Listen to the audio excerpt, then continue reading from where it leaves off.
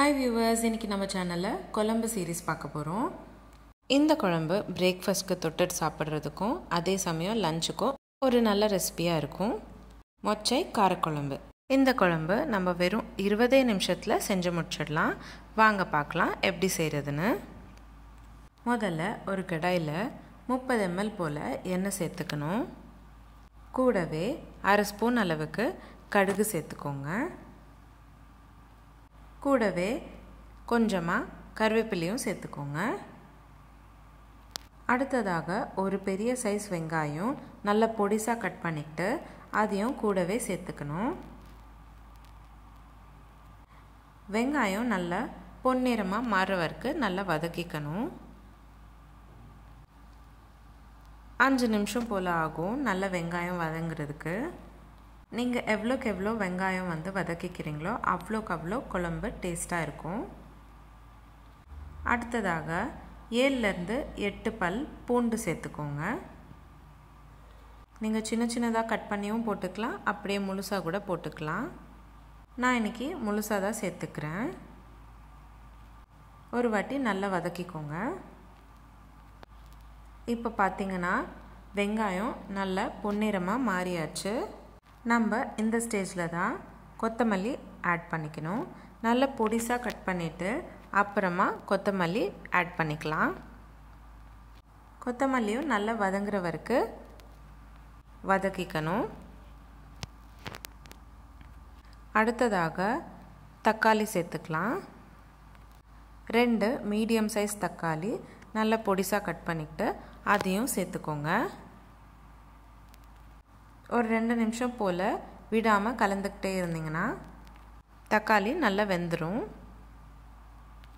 எண்ணெய் பிரிஞ்சு வர வரைக்கும் நீங்கள் வதக்கிக்கிட்டிங்கன்னா குழம்பு நல்லா டேஸ்ட்டாக இருக்கும். அடுத்ததாக நல்ல சின்ன சின்ன பீசஸாக கட் பண்ணியிருக்கிற முள்ளங்கி சேர்த்துக்கிறேன். நான் இன்றைக்கி ஒரு முள்ளங்கி சேர்த்துக்கிறேன். முள்ளங்கி நல்லா மெலிசாக கட் பண்ணிக்கோங்க. அப்போ தான் முள்ளங்கி நல்லா சீக்கிரமாக வெந்துடும். 2 நிமிஷம் போல் வதக்கிக்கிட்டிங்கன்னா முள்ளங்கியில் இருக்கிற பச்சை வாசனைலாம் போயிடும்.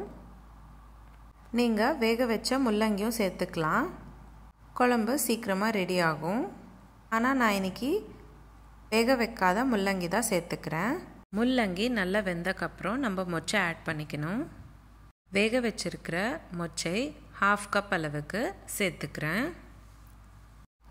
நல்லா ஒரு வாட்டி கலந்து விடுங்க. நான் இன்றைக்கி உங்களுக்கு செஞ்சு காட்டுற குவான்டிட்டி 4 பேர் இல்லைன்னா 5 பேர் தாராளமாக சாப்பிடக்கூடிய அளவு நான் உங்களுக்கு சொல்கிறேன். உங்களுக்கு எவ்வளோ தேவைப்படுதோ அதுக்கேற்ற மாதிரி அளவெல்லாம் கம்மியாகவோ அதிகமாகவோ சேர்த்துக்கோங்க. அடுத்ததாக இந்த குழம்புக்கு தேவையான உப்பு சேர்த்துக்கணும். 1 ஸ்பூன் அளவுக்கு உப்பு ஆட் பண்ணிக்கோங்க. கூடவே 3 ஸ்பூன் அளவுக்கு சாம்பார் தூள், அதாவது 15 கிராம் போல் சாம்பார் தூள் சேர்த்துக்கோங்க. ஒரு வாட்டி நல்லா கலந்து விடுங்க. அடுத்து இந்த குழம்புக்கு தேவையான தண்ணி சேர்த்துக்கிட்டு நல்லா கொதிக்க விடணும். நான் இன்றைக்கி உங்களுக்கு சொன்ன அளவுக்கு 1.25 லிட்டர் அளவுக்கு தண்ணி சேர்த்துக்கிறேன். நல்லா ஒரு வாட்டி கலந்து விடுங்க. நம்ம தண்ணி சேர்த்தக்கப்புறம் குழம்பு நல்லா தண்ணியாக இருக்கிற மாதிரி தான் தெரியும். ஆனால் நல்லா கொதிச்சக்கப்புறம் நல்லா திக்கான கன்சிஸ்டன்சிக்கு மாறிடும். ஒரு கொதி வந்தக்கப்புறம் 1/2 ஸ்பூன் அளவுக்கு வெல்லம் சேர்த்துக்கோங்க. கூடவே 1/4 ஸ்பூன் அளவுக்கு எல்ஜி தூள், அதாவது பெருங்காயத்தூளும் சேர்த்துக்கோங்க.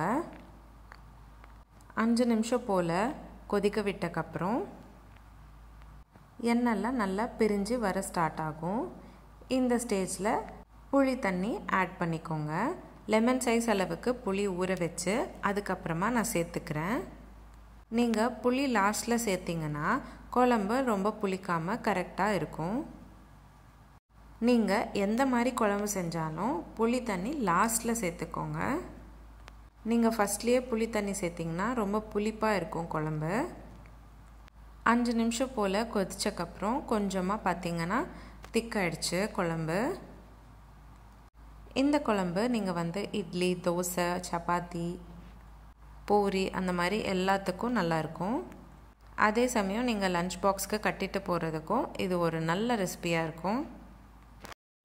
சூடான சாப்பாடில் இந்த குழம்பு சேர்த்துக்கிட்டு கூடவே 1 ஸ்பூன் அளவுக்கு நெய் சேர்த்து சாப்பிட்டு பாருங்கள்.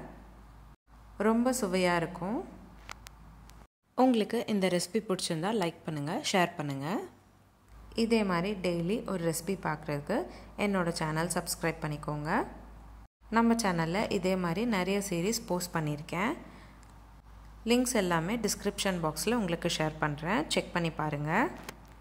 இந்த ரெசிபி எப்படி இருந்ததுன்னு நான் கமெண்ட் பாக்ஸில் கமெண்ட் பண்ணுங்கள். உங்கள் வீட்டில் நீங்களும் இந்த ரெசிபி ட்ரை பண்ணிவிட்டு எப்படி இருந்ததுன்னு நான் கமெண்ட் பாக்ஸில் கமெண்ட் பண்ணுங்கள். மீண்டும் சந்திப்போம் ஒரு சுவையான ரெசிபியுடன். தேங்க்யூ.